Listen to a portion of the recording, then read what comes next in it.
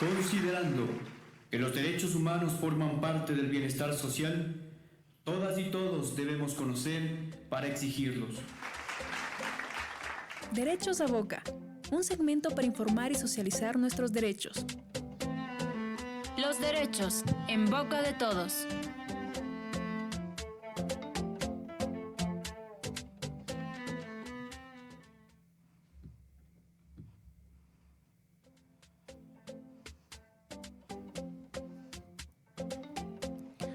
Hola, hola amigas y amigos, bienvenidas a Derechos a Boca. Bienvenidas y bienvenidos a Derechos a Boca, su programa de comunicación sobre derechos humanos.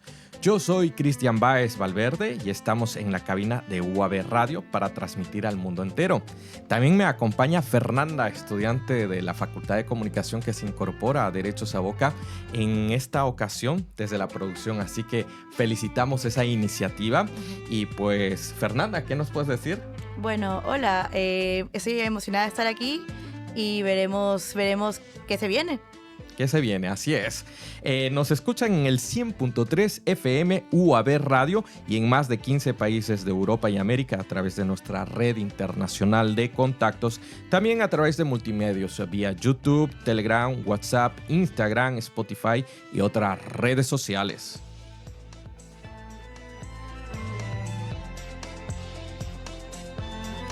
Y hoy nos vamos a referir y vamos a comprender el tema de la migración y la movilidad humana a propósito del Día Internacional del Migrante que celebramos hace poco, el 18 de diciembre. Con este programa también despediremos el año 2025. A tots, moltes gràcies i benvinguts a Drets a Boca. Comencem.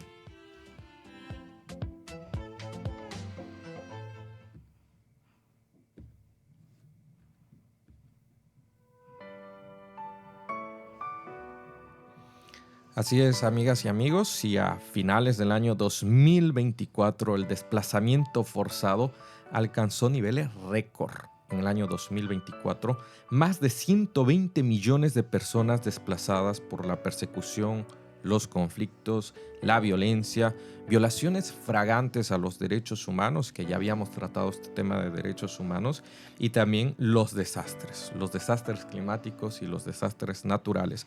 Una cifra compuesta por refugiados, solicitantes de asilo, desplazados internos y también la migración en general. Migración por estudios, migración por oportunidades, migraciones familiares. La migración como un hecho, como un proceso, pero también como un fenómeno.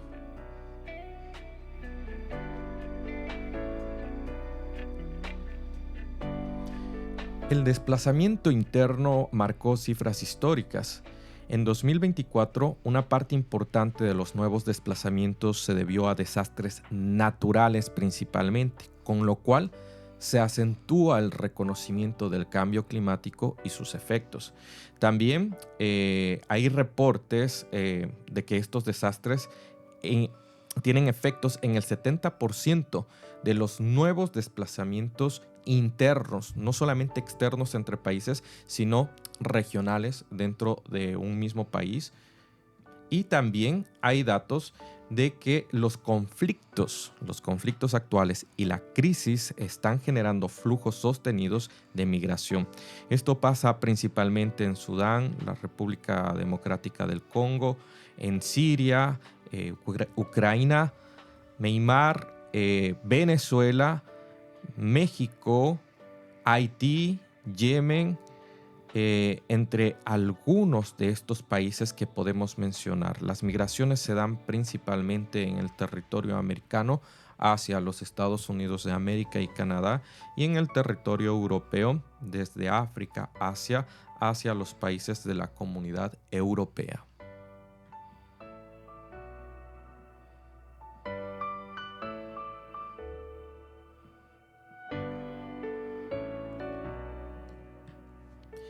Y hay algunas teorías que aportan a entender esta situación.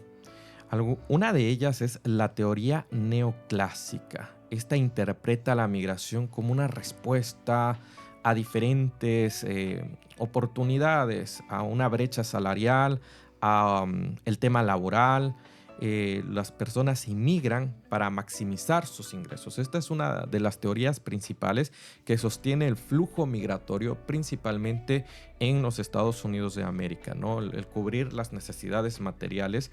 Y pues esta teoría explica de manera clásica cómo la economía es el marco referencial de la migración. Pero también hay otras teorías, algunas, y entre ellas la del transnacionalismo y ciudades globales, de Saskia Sesen. Considera que la integración económica con las funciones de las ciudades globales, este entorno global que se está produciendo a través de la agenda internacional, generan mercados laboristas específicos y atraen a los trabajadores transnacionales. Y creo que esta teoría explica un poco mejor lo que sucede en Europa, por otra parte.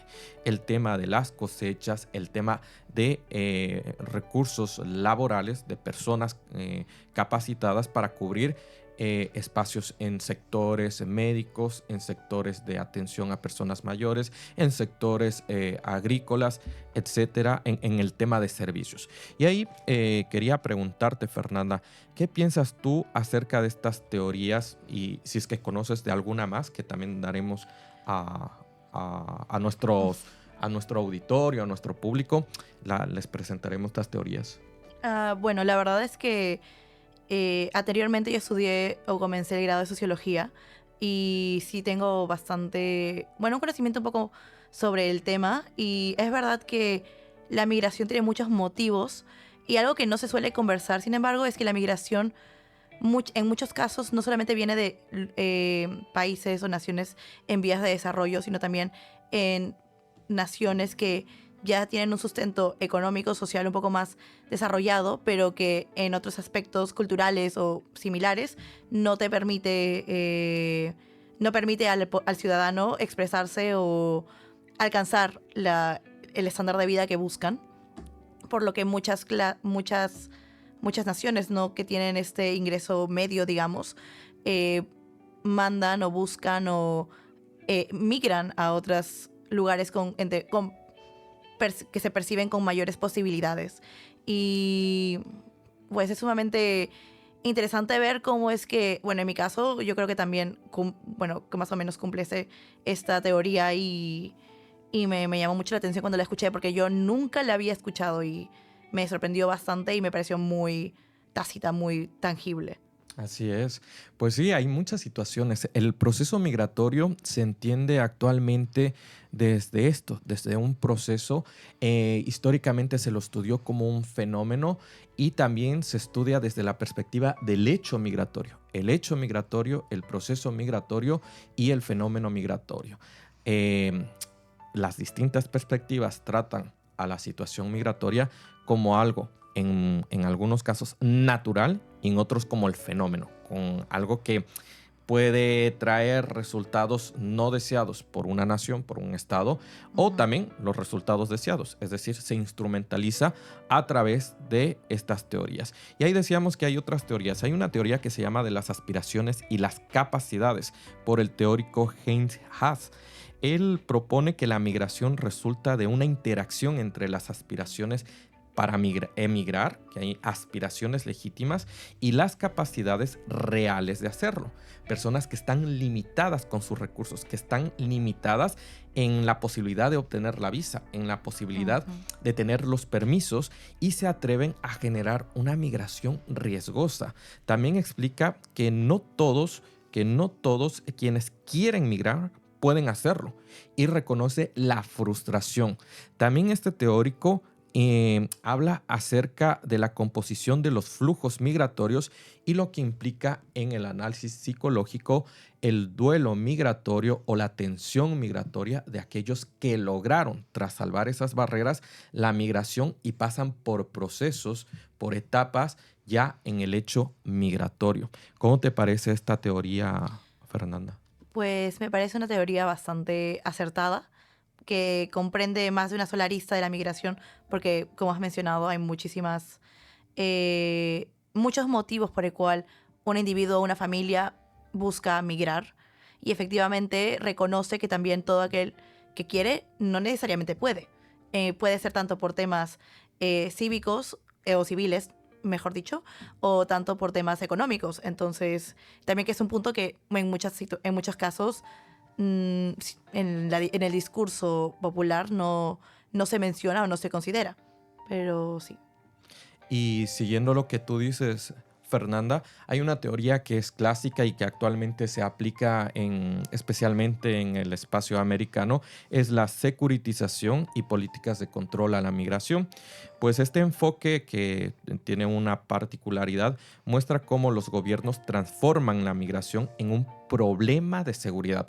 Lo distinguen como un problema y a partir de ahí se emiten leyes anti-inmigración o pactos muy duros, acuerdos entre varias naciones o terceros países, también un tira y afloja con negociación con otros países, lo que modifica estas rutas migratorias, lo que modifica los fenómenos. Aquí sí, en comprender como un fenómeno. Esta teoría comprende como un fenómeno la migración y considera como un proceso peligroso en el cual se reconocen vulnerabilidades humanitarias. Esta teoría reconoce a los vulnerables en el proceso humanitario, que también tiene que ver con las rutas riesgosas o lo que en algunos países se denomina los coyoteros, la migración como negocio, como trampa, como mercancía también.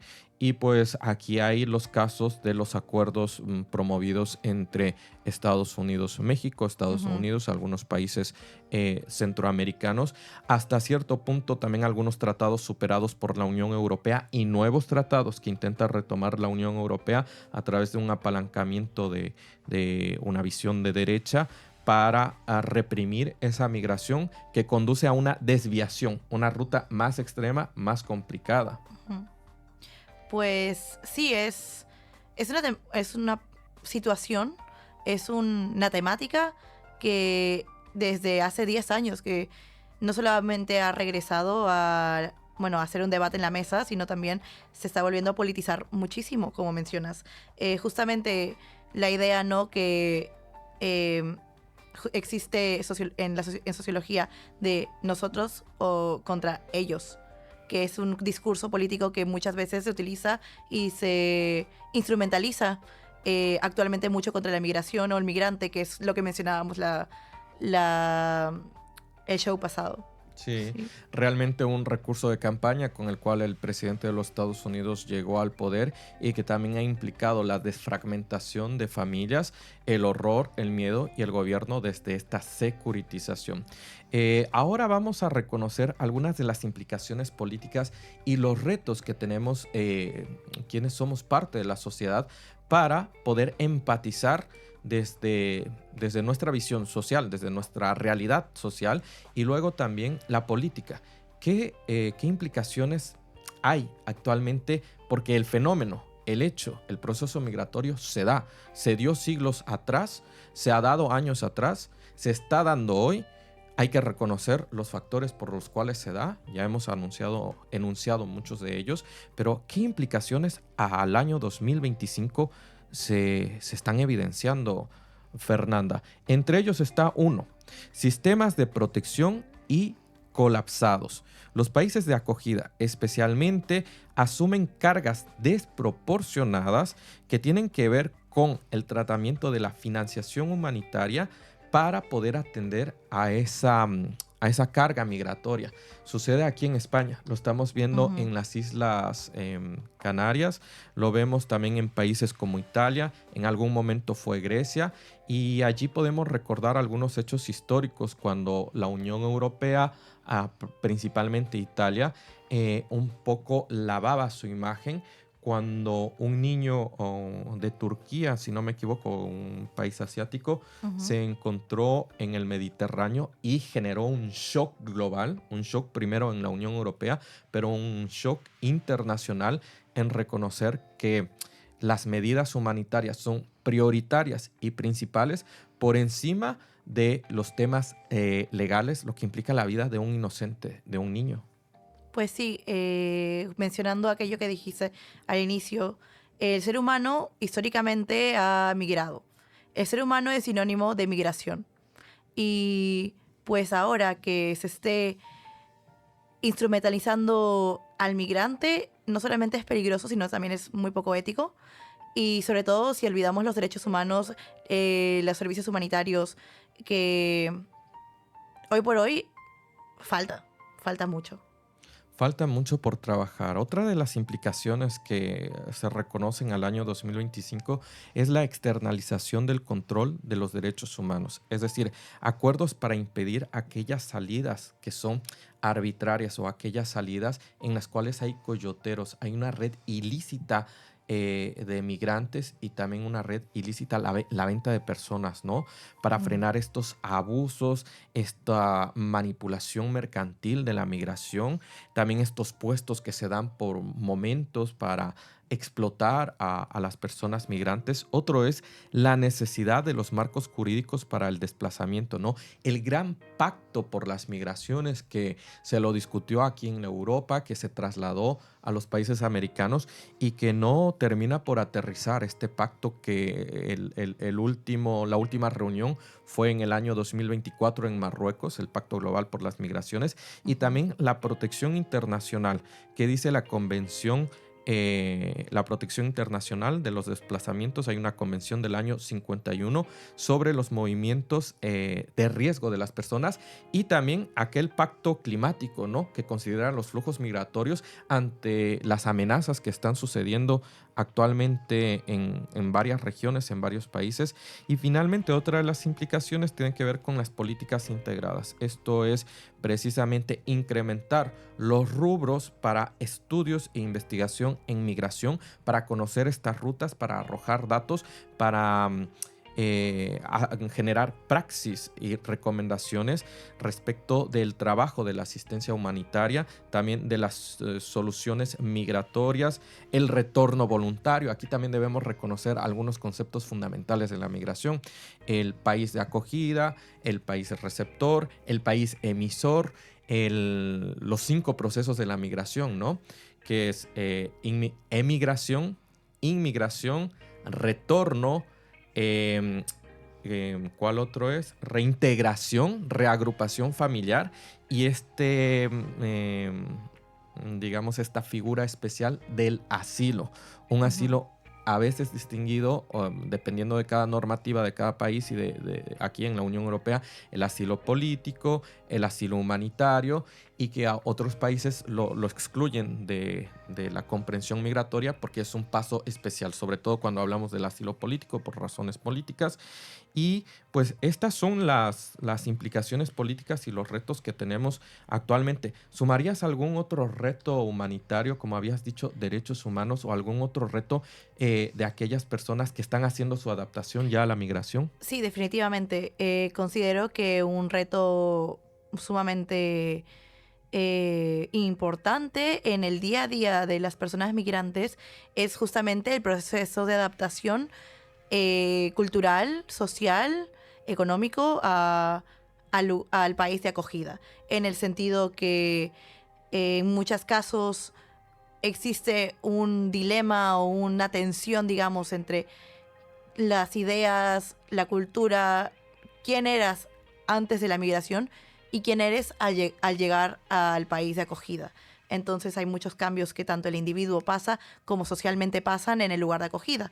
Es un proceso que va de las dos formas, y es importante tener grupos que apoyen tanto a la persona recién llegada como que den algún tipo de adaptación, dentro de la nación o estado en donde están llegando los migrantes, justamente. Para el día a día. Claro que sí, Fernanda, es verdad. Nosotros nos encontramos en un país de acogida de migración, es España, y evidentemente podemos dar testimonio de aquello, ¿no? Aunque la migración tiene sus motivos, en nuestro caso, bueno, en mi caso particular es por estudios, y luego pues la oportunidad laboral que se ha brindado, pero así yo veo muchos estudiantes internacionales en esta universidad y la adaptación que se genera, de quizás ir un poco más allá, hacer un estudio sobre el estado de estos estudiantes internacionales, pero también la periferia. Hay otra migración detrás tras los estudiantes internacionales. Creemos que podemos seguir hablando horas y horas Total. de la migración.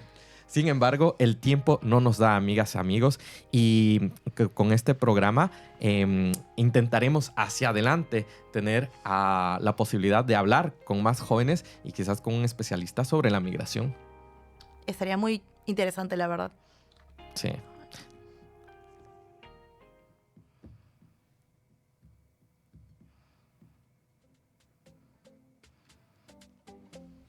Y en este punto queremos agradecer a la Universidad Autónoma de Barcelona, a la UAB Media y UAB Radio por las facilidades para la producción y transmisión de este programa internacional de derechos. Así también a quien me ha acompañado, María Fernanda Espino, que se suma a Derechos a Boca, y a nuestras repetidoras en América que retransmiten este programa en el continente. A la Alianza para las Naciones Unidas y los Derechos Humanos en Ecuador por apoyar y respaldar este programa, al colectivo de ANUEC aquí en España. También muchas gracias a vosotros quienes nos escuchan, nos ven a través de UAB Media, pero también vía YouTube, Telegram, WhatsApp, Spotify y todas las redes sociales donde sé que está circulando el programa. Muchísimas gracias. Nos volvemos a ver el nuevo año 2026, María Fernanda. Se vienen cositas. Se vienen cositas y lo que queremos es desear a todos nuestro público las mejores fiestas, buenas fiestas. Significa una feliz Navidad y un próspero, un muy bienaventurado año 2026. Yo soy Cristian Báez Valverde y esto fue Derechos a Boca. Hasta la próxima emisión.